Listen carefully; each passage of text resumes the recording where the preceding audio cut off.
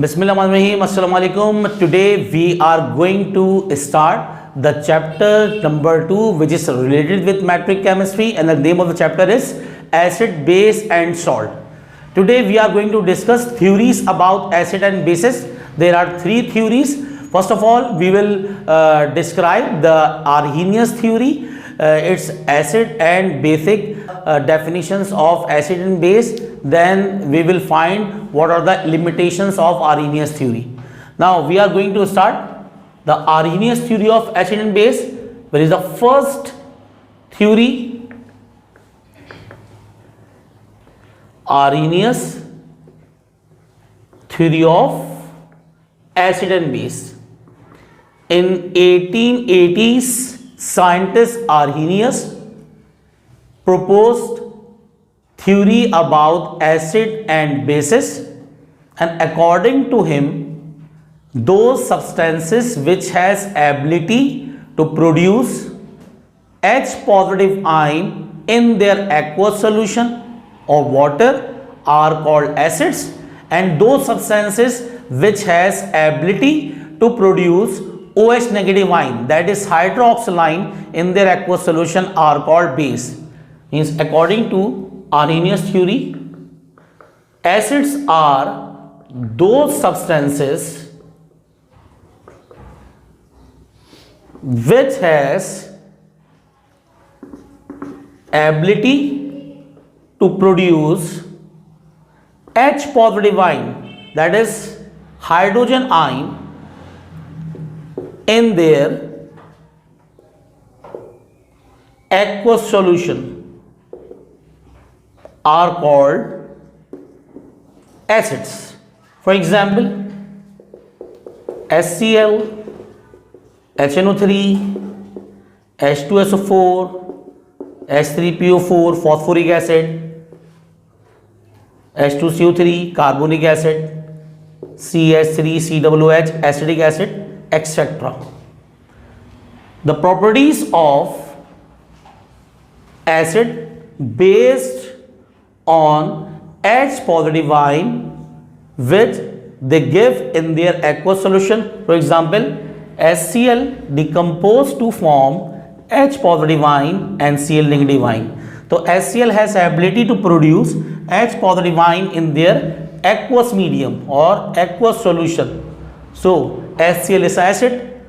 In the same way, nitric acid HNO3 decompose to form H positive ion and nitrate ion. H2SO4 is a diprotic acid because it produces 2H positive ion in their aqueous solution. It is also acid. Phosphoric acid H3PO4 is a tribasic acid because it produces 3H positive ion in their aqueous solution and phosphate ion PO4 minus 3. See, in the same way, carbonic acid is a weak acid and it is also diprotic acid which is used in soft drink, which produce 2H positive ion in their aqueous solution and form carbonate minus 2. And last one is acetic acid CH3COOH, and it is monobasic acid because it produces 1H positive ion in their aqueous solution while acetate radical left out. All are acids because they produce H positive ion, hydrogen ion in their aqueous solution according to Arrhenius theory. Now we are going to move towards base. What are the base? Base are those substances which has ability to produce or give OH negative ions, means hydroxyl ions, in their aqueous medium or aqueous solution are called bases or base. For example, sodium hydroxide, potassium hydroxide, calcium hydroxide, aluminium hydroxide all are bases because they produce OH negative ion in their aqueous solution. Now we can see their ionization reaction. In aqueous solution, NaOH, that is caustic soda or sodium hydroxide, decompose to form Na positive and one OH negative ion.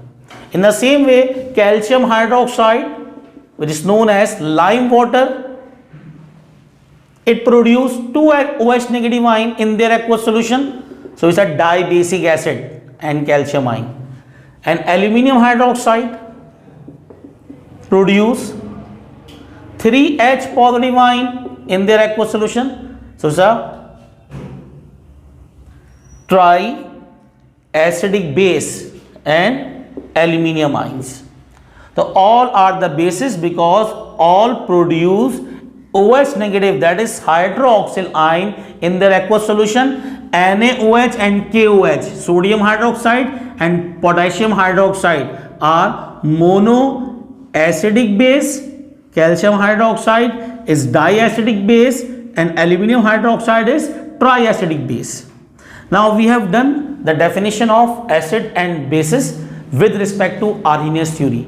There are some limitations which are related with Arrhenius theory. Now we will discuss what are the limitations of Arrhenius theory.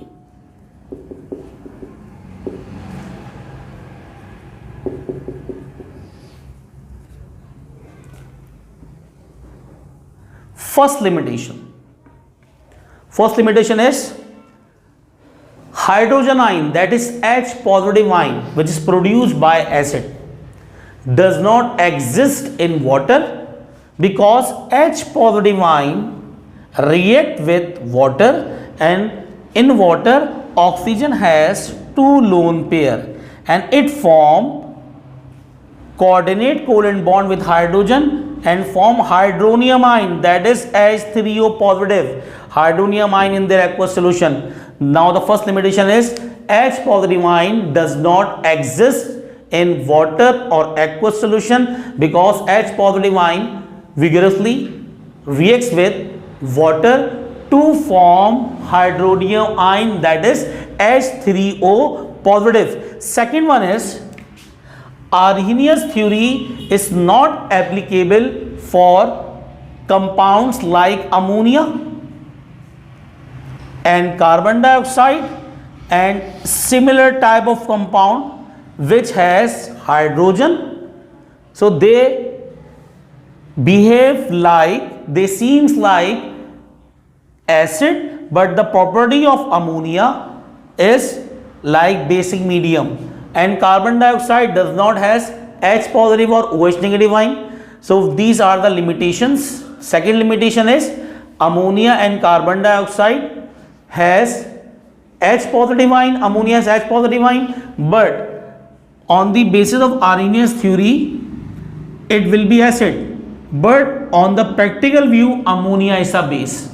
So there are other theories which describe ammonia and carbon dioxide, and the last limitation is it is only applicable, the Arrhenius theory is only applicable for aqueous solution. The third one is applicability.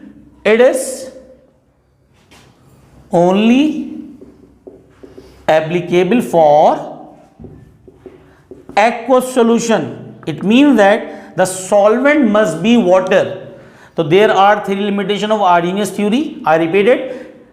H positive ion does not exist in aqueous solution of water because it's combined with water to form hydronium ion. Second one is Arrhenius theory is not applicable for ammonia and carbon dioxide and similar type of compounds which have different characteristics, but they seems like acid because they have hydrogen in their compound. And the last one is it is only applicable for aqueous solution, means the solvent must be water. These are the limitations of Arrhenius theory. Hope you will understand the theory of acid and bases which is related with Arrhenius theory and also limitations. If you have any query regarding understanding Arrhenius theory about acid and base and its limitations, so you can directly comment or message me. Otherwise अपना ख्याल रखें. अल्लाह हाफिज़, फ़ी अमान अल्लाह.